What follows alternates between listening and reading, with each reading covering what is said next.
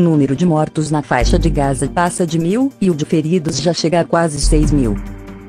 Reunidos em Paris, chanceleres dos Estados Unidos, Reino Unido, França, Alemanha, Itália, além do Catar e da Turquia pediram neste sábado ampliação da trégua de 12 horas.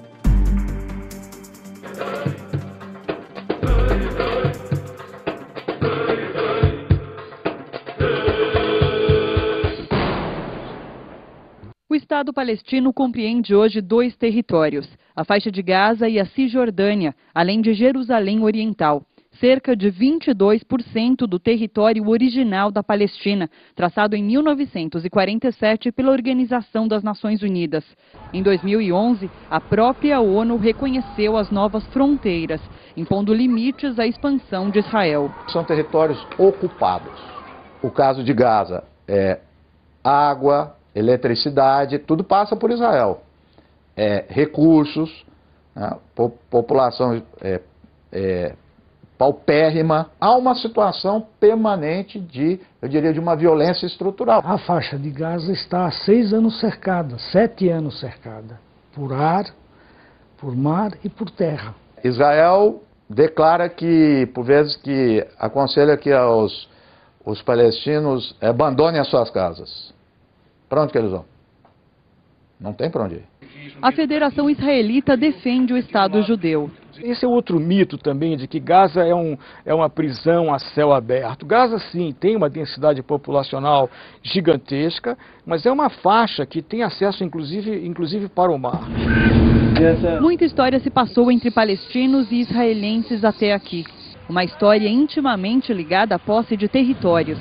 Em 1947, a ONU definiu a divisão do território palestino entre árabes e judeus. Os judeus aceitaram a partilha e fundaram Israel. Os árabes a rejeitaram. A divisão dava mais terras ao povo em menor concentração. Os judeus representavam cerca de 5% dos habitantes do território. Desde então, um conflito se estende.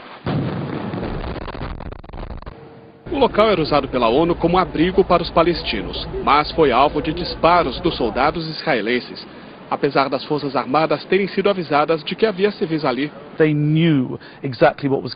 Eles sabiam que havia aqui. Mesmo assim, olha o que aconteceu. Pelo menos 15 pessoas morreram, entre elas uma criança. Outras 200 ficaram feridas. Todas foram levadas a este hospital. Os corredores ficaram cheios de crianças que perderam o único abrigo que tinham.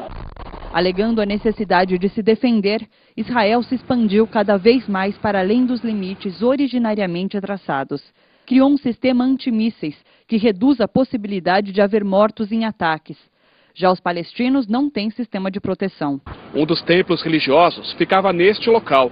Com a explosão nesta madrugada, o teto desabou e atingiu diversas casas em volta. O exército israelense afirmou que diminuiu os ataques nesta quinta-feira. Segundo as Forças Armadas, foram 35 alvos contra 187 do dia anterior. Mas homens fortemente armados continuam posicionados na fronteira com Gaza, com tanques e helicópteros. O Hamas afirma ter matado mais 8 soldados em um ataque ao norte de Gaza. Se confirmado, este pode ter sido o pior ataque sofrido por Israel desde o início dos confrontos. A gente está vendo Israel mandar avisos, panfletos e telefonemas, coisa que nunca se viu em nenhum tipo de guerra, por mais sanguinária que tivesse, um alerta para a população civil sair, porque ali é um estoque de armas, é uma fonte de lançamento de foguetes e será destruída como mecanismo de defesa. Porque eles soltam aquele panfleto e dizem: saiam das casas que nós vamos bombardear.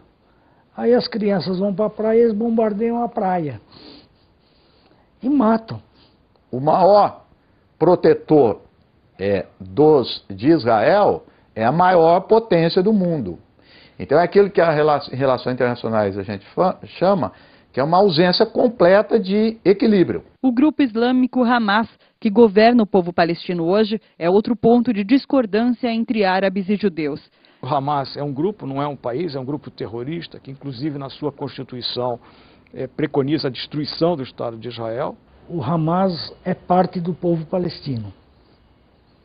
E quando a gente fala que Israel massacra o povo palestino, aí está incluído o Hamas também. Tanto para o governo de Israel como para o Hamas, a violência se tornou um instrumento de manutenção do poder.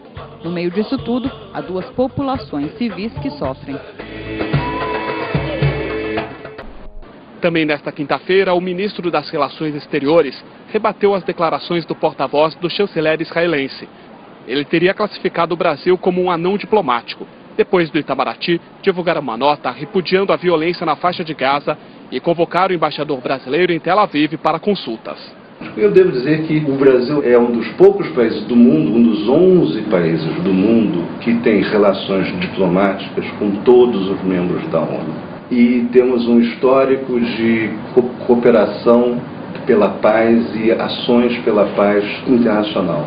Se há algum anão diplomático, o Brasil não é um deles. Restaurante Tempero da Terra. Um bom lugar para sua refeição. Avenida Vicente Siebra, 3066, Itapipoca, Ceará.